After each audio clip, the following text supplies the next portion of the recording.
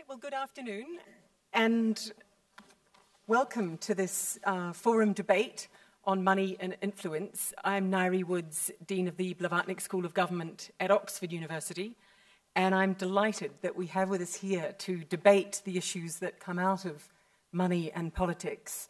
We have TJ Stiles, author and historian, here on my right. We have Anthony Scaramucci, who is the founder and managing partner of SkyBridge Capital. And here on my left, Kenneth Rogoff, who's a professor of public policy and economics at Harvard. And on my far left, Professor Joseph Stiglitz, professor at Columbia University. So the first thing I'd like to do before we even engage in the elements of this debate is get you to have a little vote on whether you actually think that, and I think the question should come up in a second, but the question is democracy being corroded by wealthy individuals and corporations?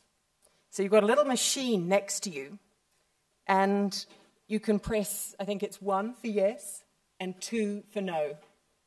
So you can press it as soon as the little green bar comes up. They can vote now. Where you go, have a quick vote. Is democracy being corroded by wealthy individuals and corporations? Feels like the Family Feud back in the United States survey. Okay, so that's a really interesting result. 64% are saying yes and nearly 36% are saying no. And just to contrast that with the Facebook community that have replied before they've come, 134 thought yes and 11 thought no. So we're better placed to have a robust debate about that today. So before I turn to our panelists, let's just think for a minute about what we expect of a democracy. We expect a democracy first to be representative, so to represent all the classes, races, minorities, majorities in a population through the electoral process. Secondly, we expect a democracy to constrain the rulers and require them to stick to the rule of law and protect minority rights. That's why we need independent courts and judges. And third, we expect in a democracy to help hold a government to account counterbalancing interest groups.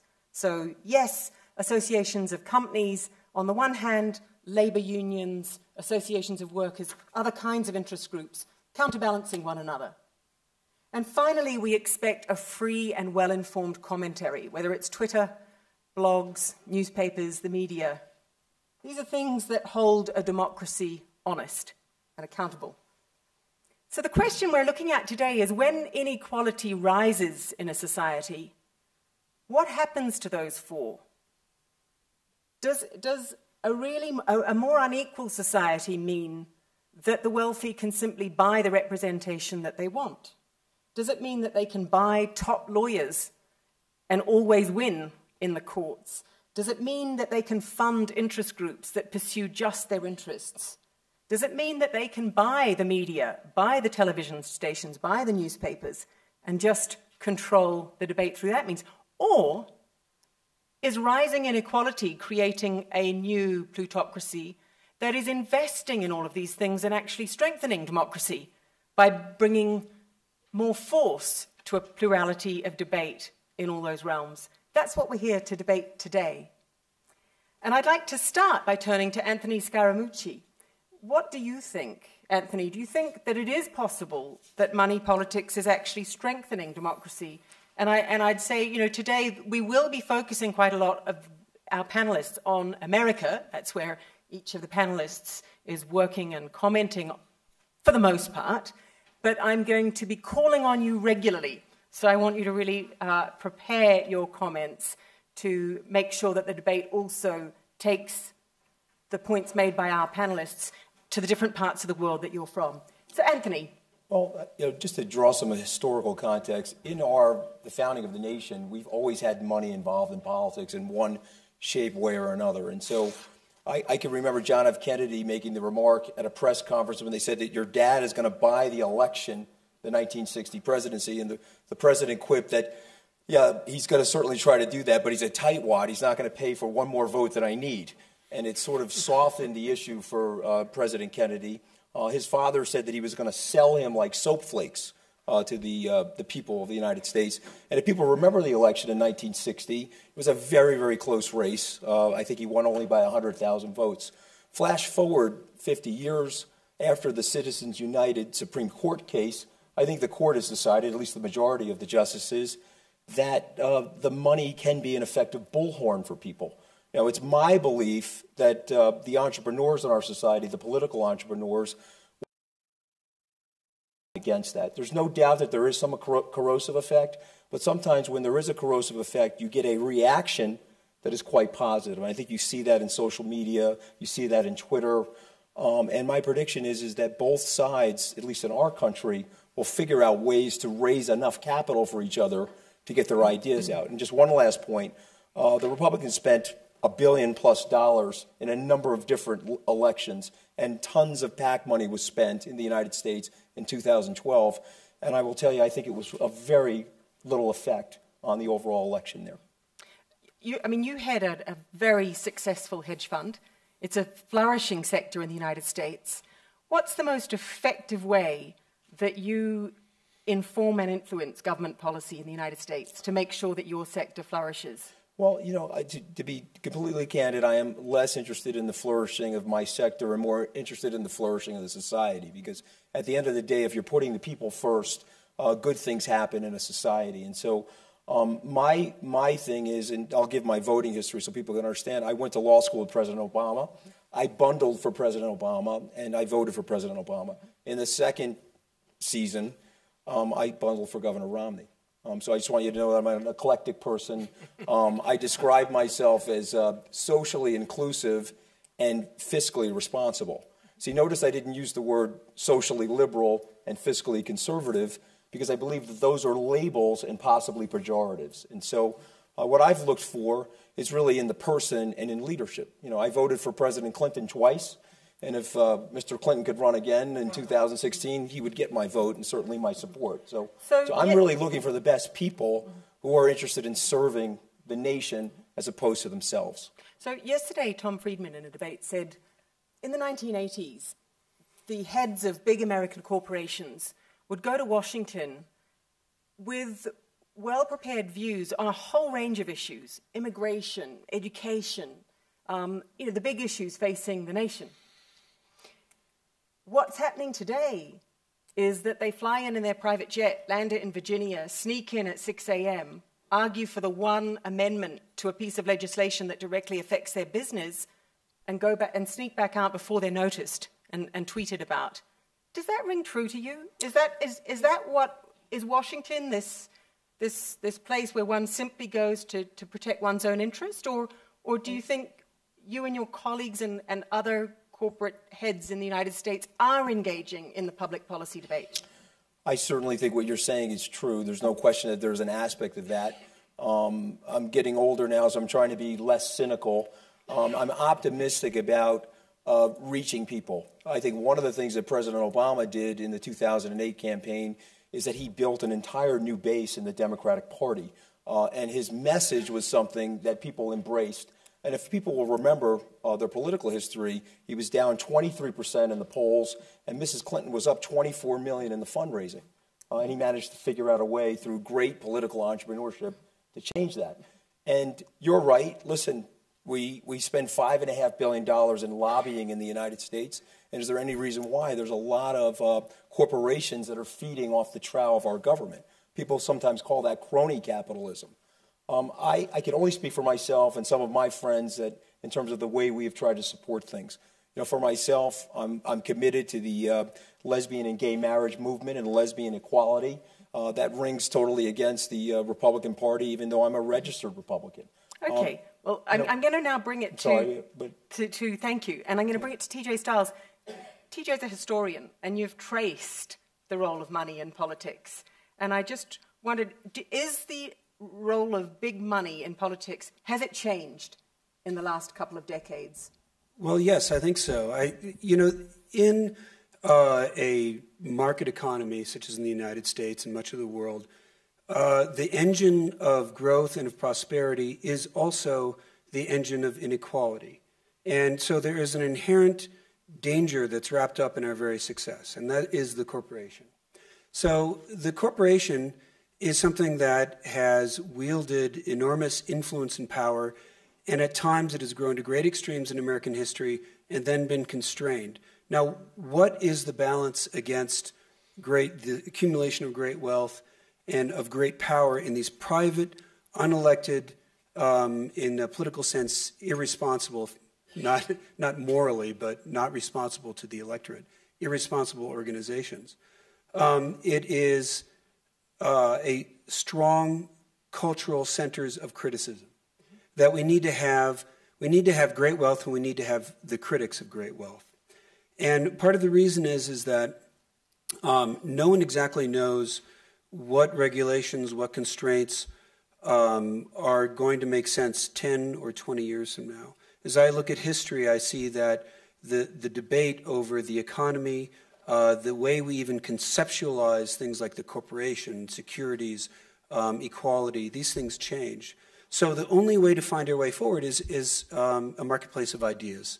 We need robust criticism and competition.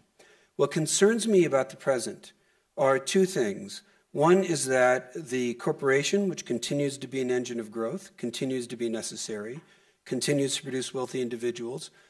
One, it has gone global, which means that it is often able to escape, not only capture regulators, but also escape regulators by crossing national lines. And then that poses a challenge to democracy. The second thing is that we've seen, not directly through corporations, more through a combination of wealthy individuals and corporations, an attempt not only at regulatory capture, but at cultural capture, in which we've seen in the United States with the allowance of, by the Supreme Court, of not only corporations donating to politics, but of anonymous, unlimited donations through so-called social welfare organizations, et cetera. We see in the United States a strong effort to influence local elections, to influence the law through such things as the Federalist Society, to lobby academia, to try to pressure academia to be more conservative. There is a kind of a full court press, culturally speaking, which is creating pockets, as the New York Times recently reported, of total party dominance by one party or the other. And that is not good for anyone. And over the long reach of history, is that going to right itself? Is this a self-equilibrating Well, this is force? the problem, is that, again, the reason the United States, speaking specifically about the United States, has bounced back from extremes of inequality, and because it has a robust democracy, because there have been strong centers of criticism for the sort of dominant economic and political and cultural forces. And if we start to weaken those centers of criticism, the unions, for example, yes, they lobby specifically for the economic advantage of their own members, but they also are sources of financing and of speech that criticizes the agenda of certain corporations. Now, that's not, again, I'm not criticizing corporations as across the board and saying they're bad. I'm saying we need competing voices in the culture. And so right now what worries me is that we see, mainly through politics and political efforts, very strong full court press, which is very concentrated in certain regions especially, and that's not good for American democracy. So Anthony mentioned $5.5 billion of corporate lobbying. Mm-hmm. What's the figure for other groups in the United States? Well, I'm not sure about that. I couldn't give you the current statistics, so I won't pretend to. But I will say that, again, it's not simply a matter of, say, spending. You mentioned spending in the last election. You're right. Mitt Romney failed with a minority of the vote, not simply losing to a plurality, but to an actual majority. But what do we see? The House of Representatives, through gerrymandering, which has been a devoted campaign by conservative groups to take control of state legislatures by really pushing hard for these lower-level elections. And American democracy is very much controlled from the state level in many ways. So I'm not... gerrymandering, I think, for people that are not from the United Oh, States. gerrymandering. Yeah, this is very good. Thank you very much. Yeah. Gerrymandering is an old American term that goes back to a Massachusetts governor named Elbridge Gerry. And the state legislature designed a district that included a majority of his constituents, those who supported him. And they said it looked like a salamander, so they called it a gerrymander. And so now, through computerized technology, American electoral districts, especially the House of Representatives, one of our houses of Congress, and state legislatures, are now these elaborately, bizarrely drawn districts, in order to allow one party or another to control the legislatures. Both parties do it, but in the last presidential election, national election, the House of Representatives, the GOP actually got a minority of the popular vote, but they have a large majority of the House seats. So this is the kind of thing when it goes down to the local school board and local level, and this is what's corrosive to democracy. This attempt to sort of, as we say in the United States, to work the ref, to try to get the referee to go to your side, pressuring the media, pressuring academia, trying to suppress unions, trying to control the vote through voter ID laws. And I think we need a robust debate, and that's the threat, is that political money is flowing into more areas than simply promoting speech. It's actually trying to dominate the cultural landscape and the political landscape down to a very granular level. Thank you. Who thinks that's not a concern? Who's less concerned with TJ's picture of a narrowing spectrum? I guess I won. No. Okay, well, I'll come back to you. Let me come then to Joe Stiglitz. Have Americans lost their government? Have they lost it to special interests? This is, the world looks to America to be government of the people, by the people, for the people. Yeah, have they lost it? Yeah, to some extent. I wrote an article that got a lot of attention that was called, this is a line of government of the people, by the people, for the people. It's a line out of a very famous speech by President Lincoln in the middle of the war between the states, rallying the troops. And the title of my article was Government of the 1%, for the 1%, and by the 1%. And it was reflecting the fact that economic inequality can easily lead to political inequality. And just like the extent to which economic forces get translated into economic inequality depends on the rules of the game. The extent to which economic inequality gets translated into political inequality depend on the rules of the game. And the rules of the game, unfortunately, are set by, to some extent, existing power.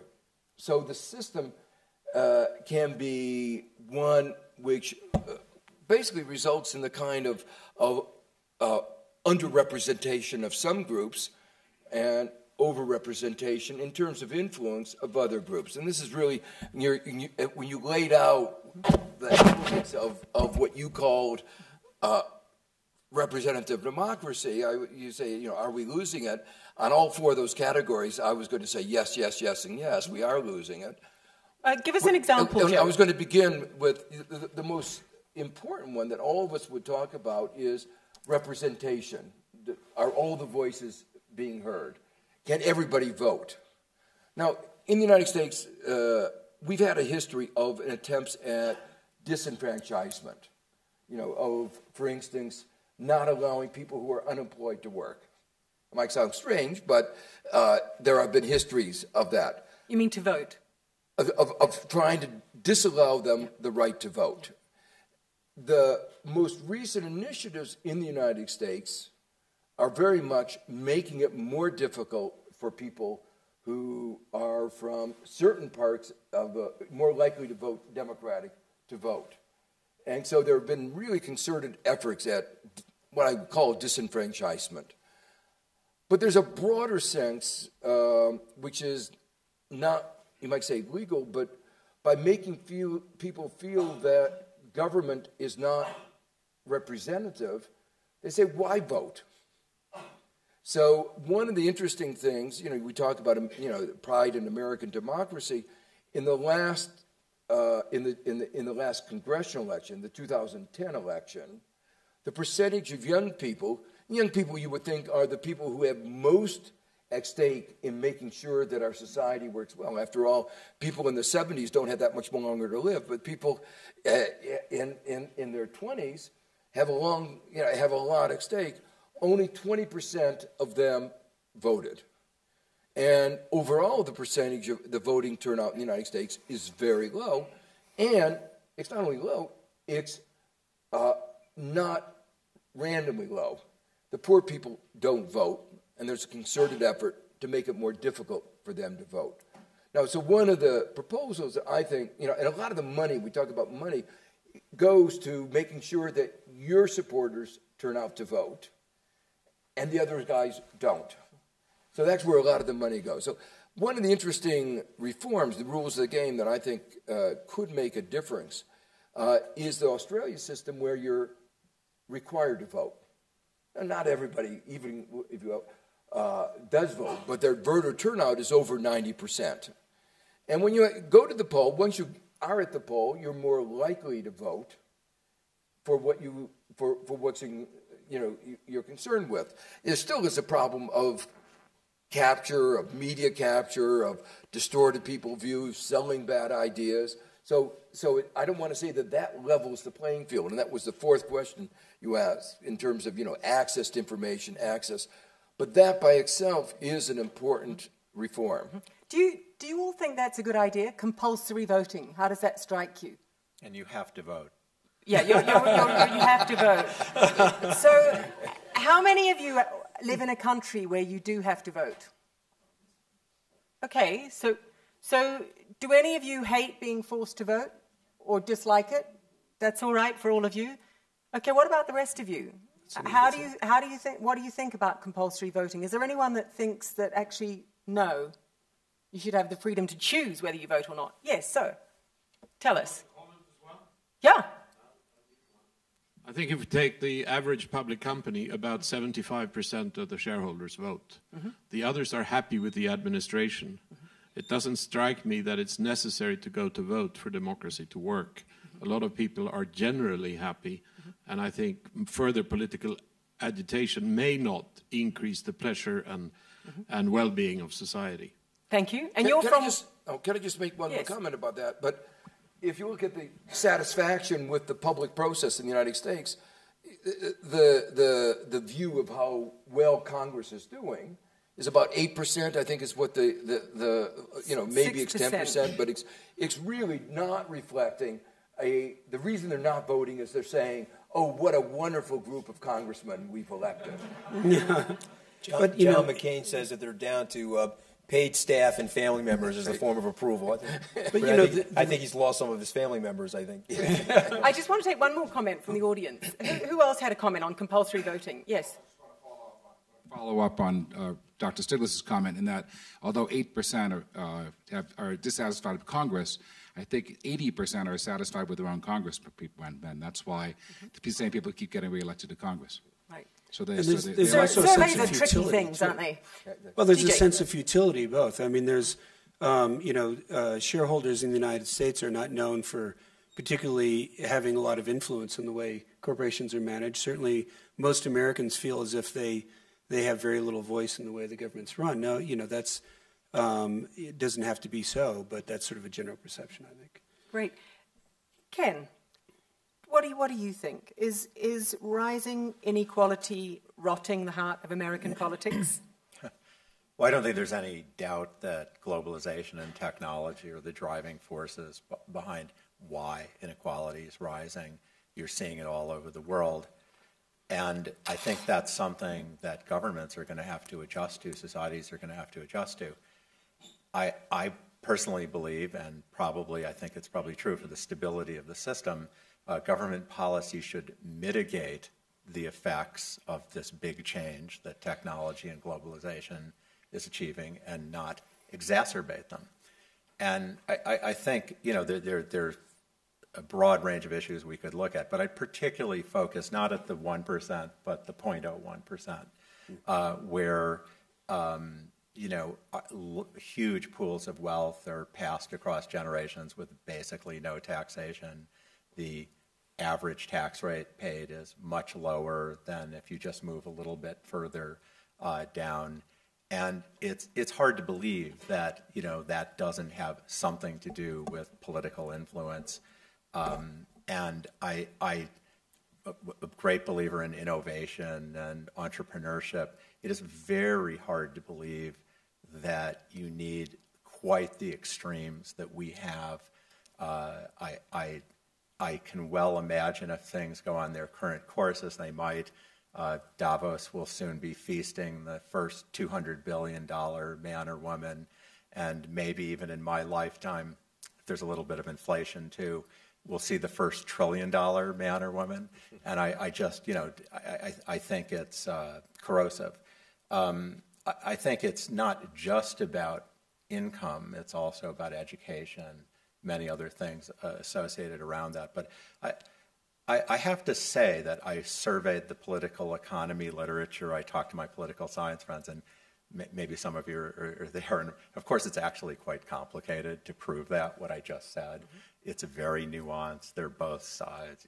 But anyway, it's hard to believe that we would see these very low tax rates on the ultra-wealthy without some feedback through the political system. But can you just tell us why you think that permitting the 0.1% to pay so little tax corrodes democracy?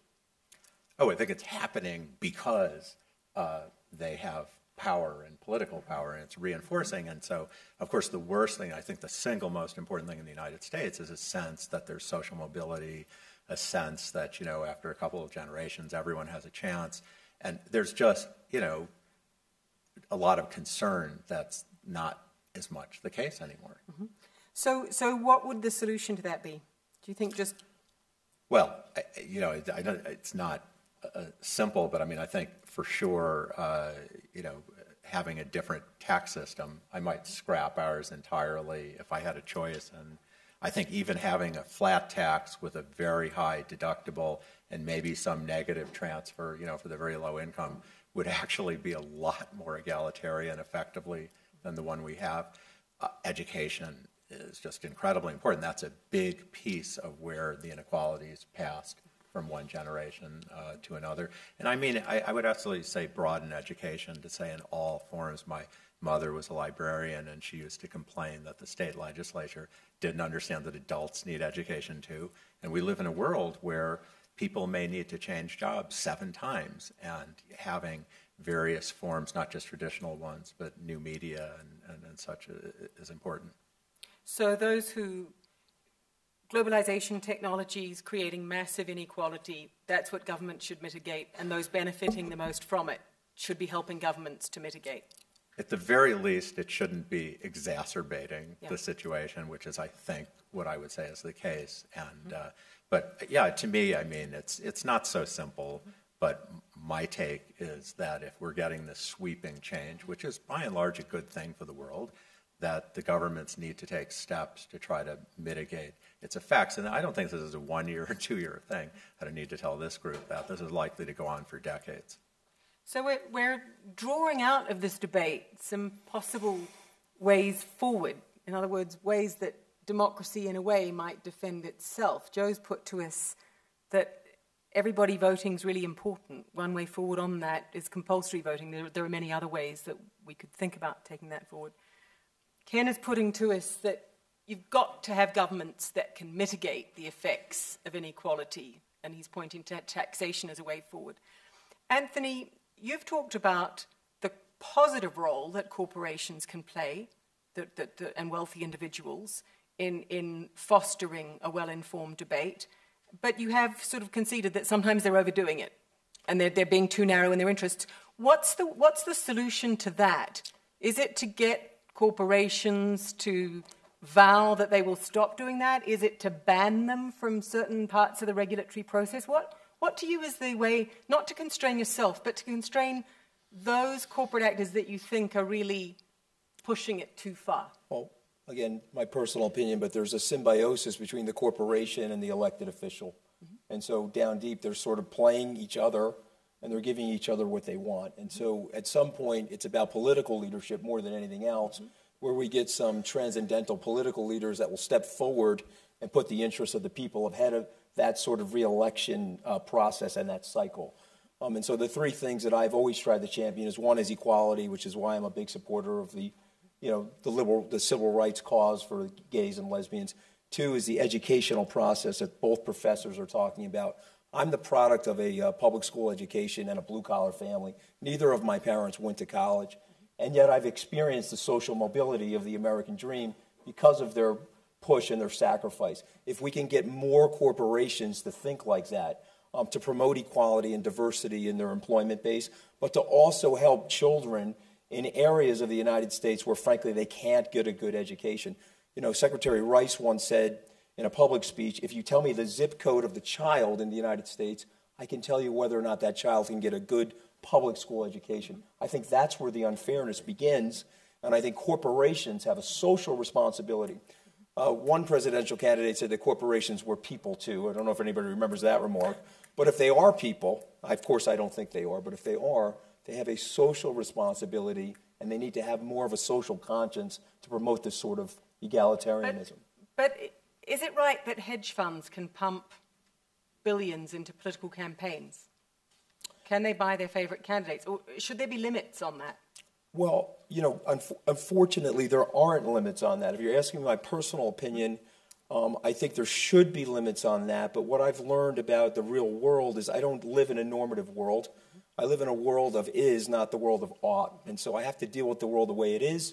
And so what I look for in people is real leadership. And real leadership requires not thinking about yourself, but thinking about the other people around you and recognizing that together and creating more social cohesion, we can have a better society. And so you're right. There are people that are doing exactly what you're saying. They're lobbying, they're pumping billions into certain ideas that promote their own self-interest. But I do believe, and I just wrote an op-ed about this, I do believe that the messaging in the United States, the people are ready for candidates that are going to tell them the truth, where they have this aha moment. That person's telling me the truth. I'm going to be able to vote for somebody that has a plan where I actually really believe what they're saying. And I think that will be the transformative moment. I'm a very big optimist on America, and I think that we have a tendency to re-engineer ourselves, and I think we're on that path. Can I just make a couple observations? You know, a study that just came reported in the New York Times today. I don't know if you saw it. On how badly the United States is doing in economic mobility. That we are much lower than Denmark, much lower than other countries, and much lower than we think of ourselves. That there really isn't this land of equal opportunity. You know, and there's been a lot. This is just another study collaborating a whole set of studies that have been going on. The second thing I wanted to comment is, it's not just in the elections and in the campaign contributions, which are one of the things. It's in the whole way our government operates. So that, for instance, when we go through the regulatory process, there are rules about how you make regulations. You have comment periods. The people have to respond. The government has to respond. Well, they're very technical, and most of the responses come from the corporate interest. And the regulations now, the regulations about the regulatory process say that the government has to respond to all the regulations. But that means that if you underfund the regulatory body, they can't engage in really fair regulation. So we've created a regulatory structure which again builds in inequality. But Joe, how do you get around that? I mean, you need regulators with expertise, and they usually get expertise by working in the sector. You need comment on regulation that is expert. There aren't that many people in communities that have, you know, specific views on each portion of Dodd-Frank. So how do you get the expertise, but without getting the capture? Well, now what's you're getting the close solution? to something that is almost in my own self-interest. I think in academia you do have a lot of people who have expertise who are not quite so much of a vested interest. I think the problem is a real problem, and I think, you know, I want to reflect, you know, there's no perfect solutions here. But I think what we're saying is we've lost a certain amount of balance, and we now need to tweak the thing to try to restore balance. So, for instance, on this issue of regulatory comment, you need to, if you're going to have that process, and it's understandable why you want that process, you have to fund the government agencies that are doing the regulations better. And you have to pay the regulators better so that you can get qualified people who can write, good answers to the regulations on different sides. The second thing, really picking up what was said before, you need to fund, as a matter of public interest groups. So there needs to, it might sound strange, but the government needs to fund public interest groups so to create the checks and balances. The inequality in our society has gotten to the point where, and the unions have gotten weak enough, we don't have a equality in think tanks. There's more money going to think tanks on one side than the other.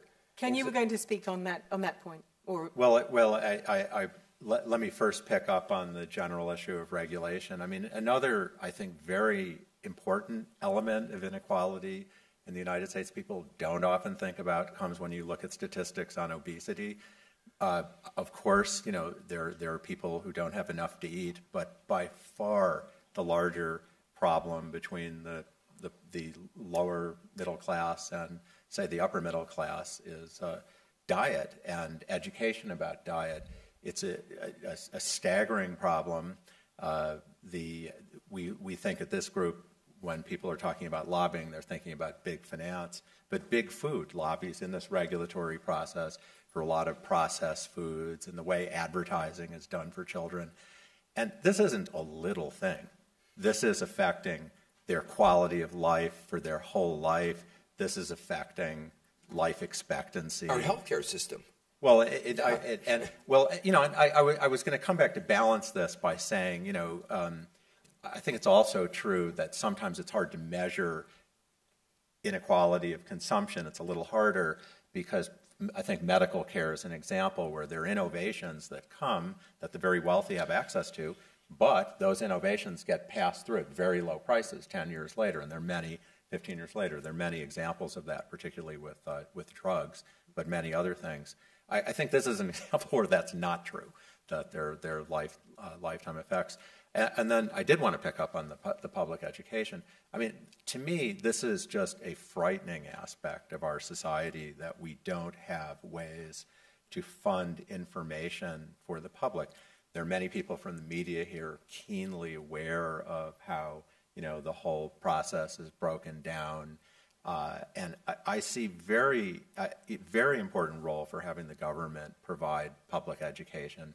We see it in certain ways through public radio, public television, but one can imagine as we talk about the internet, other things, there's a lot of opposition to that, and it's very political that, just politically we don't want it. And I think that's a very important thing to overcome, and so that when people are forced to vote and get their ballots, they have somewhere to turn to look forward to how to inform them at least of what the issues are, if not necessarily how they should vote. I want to pick up on that. We're just kind of rotating around.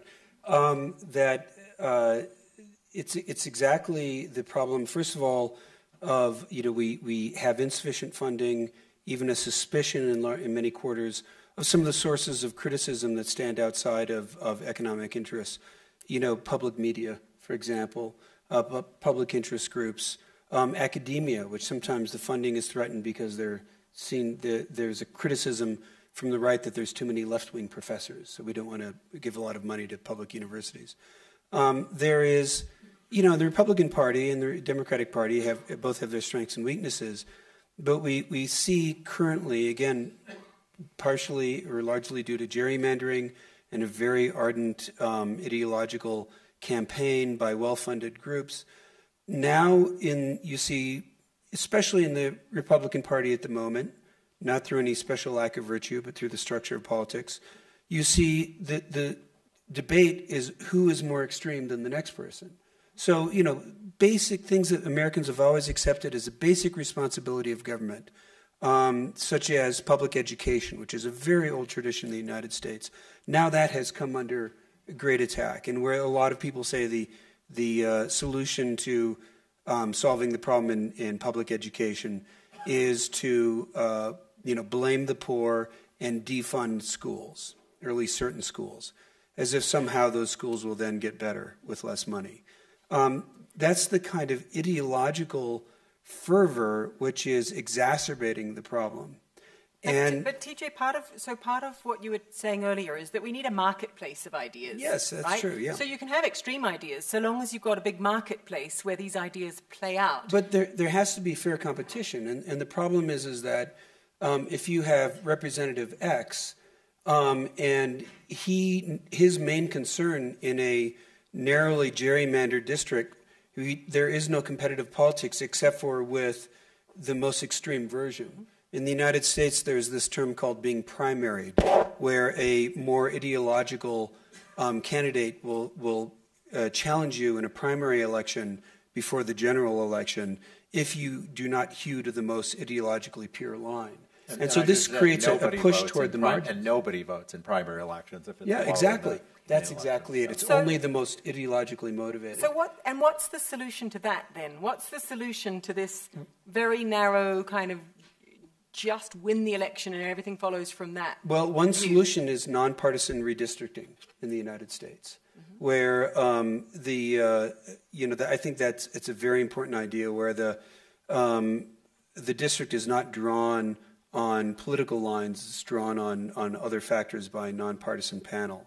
No solution is perfect. We kind of find our way forward. And I should say, no regulation is perfect either. In the 19th century, for example, when I get my own regulatory urges start going, I remind myself, Cornelius Vanderbilt, who did commit some economic acts that helped spark the modern debate over regulating the corporation. For example, in 1867, he, in a dispute with a connecting railroad, he cut off all rail traffic into New York City during a blizzard in which no shipping could reach Manhattan's docks. I knew there was a precedent for that. But that's exactly it. You can see the outcry over one bridge being blocked. Imagine the entire city being cut off by one person's decision, who isn't even an elected official. And needless to say, it helped start the modern debate over regulating, these private disputes within private interests when they affect the public interest. But on the other side, he was criticized fiercely by the intellectuals of the day for carrying out a stock split. Very equitably, today there would be nothing considered wrong about it by anyone, but at the time there was an entirely, to us, alien theory of the basis of stock value, that if you did not actually build more physical facilities, you could not issue more stock, and so it was fraud. And so just a generation later, what he did would have been perfectly fine. But at the time, there were cries for regulation of this to put a stop to it. So my point is that we can't always, we have to have regulations, we have to have oversight. We are going to get it wrong. The corporation and wealthy interests, they are very important interests in our society.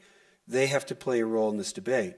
The thing is that society has to make sure that because of their financing, because of their natural influence, because of the symbiosis you talked about, where if you are the head of a large corporation, you get heard. You get to go into a meeting with a governor, with a congressman, with a senator, and she'll meet with you, and that's to be expected. We have to, though, encourage the competing voices, and we'll get it wrong, but we have to keep the debate going. We have to keep the debate robust. So you're telling us, on the one hand, some of this has always been happening. Some of this is politics as normal, but we're seeing a sharpening of it at the moment, yes, which means we do have to do something. So the panelists have put to you a bunch of ideas of how, as it were, democracy needs to defend itself in the United States. They've said a much fairer drawing of electoral boundaries, public broadcasting and public education funding, fairer taxation, compulsory voting, limits on campaign donations, perhaps, a different kind of political leadership. Which ones strike you as important? Or is there one that they've been missing that strikes you as an important step? Yes. Do introduce yourself. Hi, my name is Stephanie Stewart. I do a lot of work for the Democratic Party, so I am partisan. I live in the UK. I'm a dual citizen national. I vote in both countries. And I can see a huge difference in the way the two countries operate in terms of money. And I was just wondering how you guys feel about Citizens United and what it's doing. Because in the UK, of course, we have limits, and we only campaign for a few months, thank God. And, you know, there are lots of things that are very corrosive in that Citizens United decision, in my opinion, and I'm wondering what you think about that. Can I just say a very brief historical note on Citizens United? You know, the 19th century is when the corporation, those of you who've committed to heart Wealth of Nations, know that Adam Smith condemned corporations as a species of monopoly, because the corporation was invented as a mercantilist device to carve out pieces of the economy, to essentially reward members of the landed elite for putting resources into what were seen by lawmakers as publicly useful entities. The United States, Cornelius Vanderbilt and others helped break down that idea and turn the corporation into a business enterprise. But everyone had the idea for much of the 19th century that the corporation served a public purpose, that it was this artificial creation. The idea that it is itself a citizen that can influence elections was wholly alien for much of our history. It is created by law. That's great, but I want to take some more comments from the audience. Are there ideas, those of you who are not American in the audience, are there ideas that you can share with our American colleagues about things that are protecting democracy in your countries? Or do you have views on the ideas that have been suggested? Yes. Do introduce yourself. Arjun Thavan from India. I come from part of the world where 4% of the country pays income tax, and a disparity between rich and poor is dramatic. I actually do believe that democracy actually looks after itself, where a significant amount of anger, pain, frustration leads to what we've recently seen as voter turnouts in the excesses of 75%, which have led to legislatures in certain states actually being dramatically skewed in particular directions.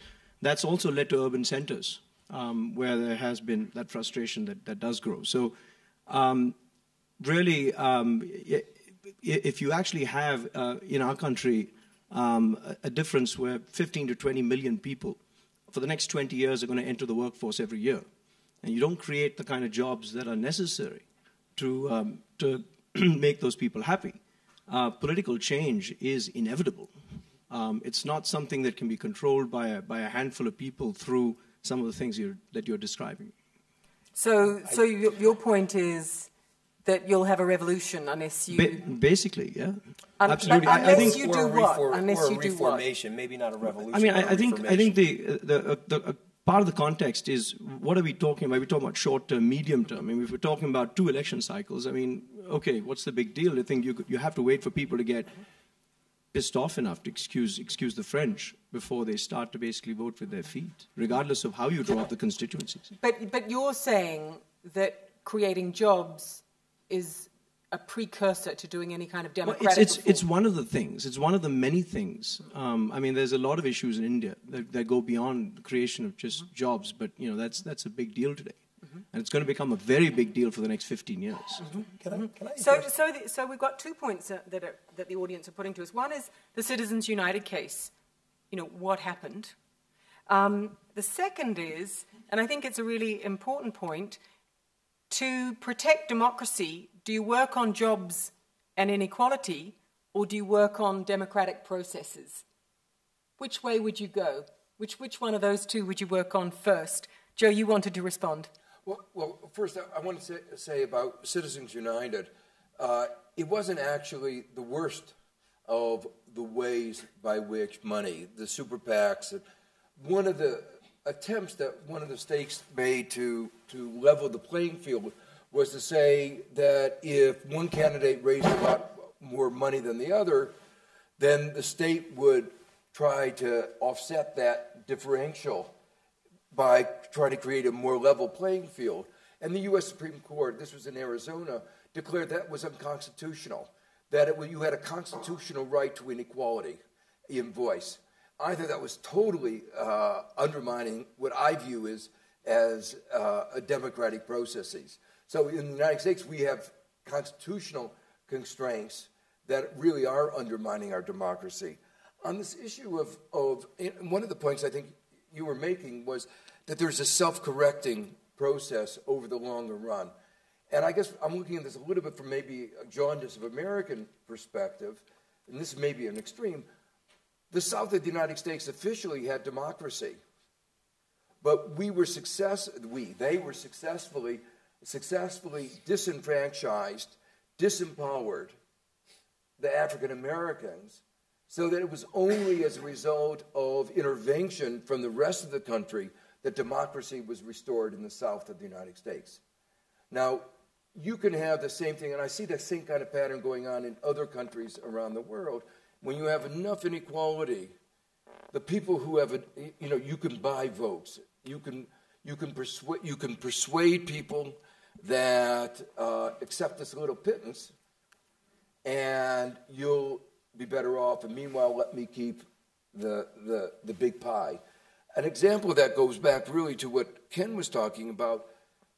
The sale of the persuasion of most Americans that low capital gains tax rates are good for them when 90% of the value of that capital preferential treatment of capital gains goes to the very top. So most Americans, or a large fraction of Americans, actually supported this peculiar provision, and putting step-up of basis and a whole set of other technical details. The real point is that if you don't have good access to information, you can sell bad ideas just like you can sell poisonous cigarettes and products that lead to obesity. Ken, you were going to comment as well. Well, since we're bringing in the rest of the world, I just want to say that it's absolutely correct that the U.S. will fix itself eventually, and there will be forces pushing back. But, I do think timing does matter a little bit here. The dysfunction that we've seen in the United States, the shutdown, threat of default, the sequester, is absolutely a reflection of fighting over some of these exact issues. And there isn't a clear end in sight. I mean, there's some optimists saying, well, it won't happen again. I'm not so sure. And, so the rest of the world, aside from hoping the United States, can grow, this dysfunction has been visited on you already, and it could get worse. Hear, hear. Other comments from the audience? Yes, down here. Do introduce yourself, and here's a microphone. Hi, my name's Dr. Annie Sparrow. I'm from Perth. I'm married a New Yorker. On the issue of mandatory voting, that's what we do, and we agree with it, we do it, we get penalised if we don't do it. And coming to America, we look at Americans and we think that's not democracy, that's like a collective act of delusion when only some of you have to vote and you can get actively written out of the voting system, as is done all the time. So when we have our government elected and we think it sucks, at least we know that it's democratically sucks, whether it's daylight saving or our governor or our prime minister, and it goes a very, very long way towards implementing a lot of the other processes that we think. I mean, it's very odd to have this discussion situated well above what most of us, or so many of us from the rest of the world, would consider a baseline issue of mandatory voting in order to exercise that basic democratic principle. But I think this debate has taken us to something slightly different. I think actually all the panelists agree to some degree that money politics is corroding democracy, and a good part of the audience. I think what they disagree about is where you begin to resolve that problem. Do you resolve that problem by really taking on inequality and trying to make citizens more economically equal, to empower them to play a role in the political system? Or do you resolve it by putting new rules around the political system, accepting the economic inequalities, but bringing in compulsory voting, putting limits on campaign financing and such like? And I'd love to hear a couple more views on that from the audience. I'm going to come back to the panelists, and then I'm going to have you vote. Yes? I wanted to, my name is Anata Damati from Stanford University. I wanted to say a couple of things. First of all, if you read the books about DC, if you listen to the talk about lobbyists, it's sort of certainly a lot of it is campaign financing and just, read This Town or Republic Lost or any of that, and how we can get bad policies in this system. So certainly something about campaign financing would seem to be important. But another completely different point has to do with, to the extent that corporations are part of it and a part of the conversation, it goes to the governance of corporations, it's themselves.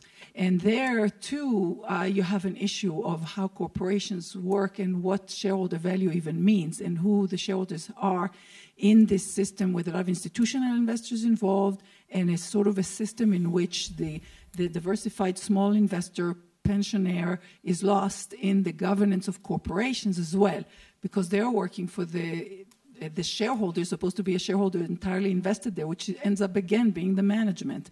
So if corporations work for managers, then they lobby, and then we have interest groups, you get a breakdown. Great. So the point is make corporations more democratic, and that could be part of the solution. We've only got time for like 2 quick more comments. So just one at the back there, and then we'll come down to... Hi, I'm Grenville Byford. I'm a writer about Turkish politics. But I'd like to talk about American politics for a moment. We've just got a very one of the short issues time. I'm surprised has not been raised is secrecy. Mm-hmm. We now have a technology that would, in principle, enable us to know within a day who was funding political campaigns. Mm-hmm. And yet we have laws that permit people to effectively contribute large sums of money to political campaigns in complete secrecy. We have no way of knowing what bias they have and correcting the views they put forward based on that knowledge. Thank you. Does anyone think that you should have a right to give anonymously? No. Last comment, just down here. Yeah, Michael Stewart, I'm CEO of Europe for Edelman. I just wanted to address the question you raised. I think it's an important one there. I don't think it's an either-or. I think transformational economic development and job creation is going to take a long period of time.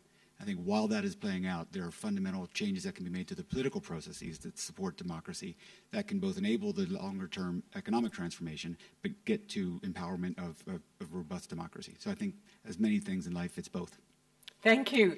Now, what I'd like you to do now is to have a final vote, which is, can democracy defend itself? So at least 64% of you, perhaps more, thought that money politics is corroding democracy in some way. Some of you might have been persuaded that it was corroding democracy even if you didn't begin with that view.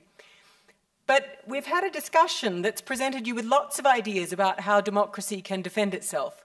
So I'd like you to vote on whether you think democracy can, or actually whether we're headed down a path which will continue, as I set out at the beginning, to corrode or weaken the representativeness of democracy, the fairness of judges and courts, the plurality of different interest groups, the open and fair commentary, the transparency, as others have focused on, of government.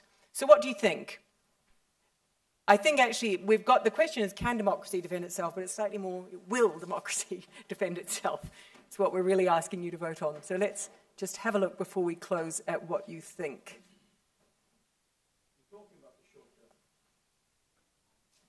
Short term for the financial services sector, 11 seconds, or short term for the...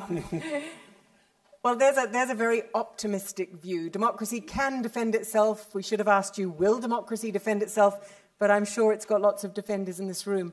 Can you join me in thanking our panelists for giving us such a rich debate?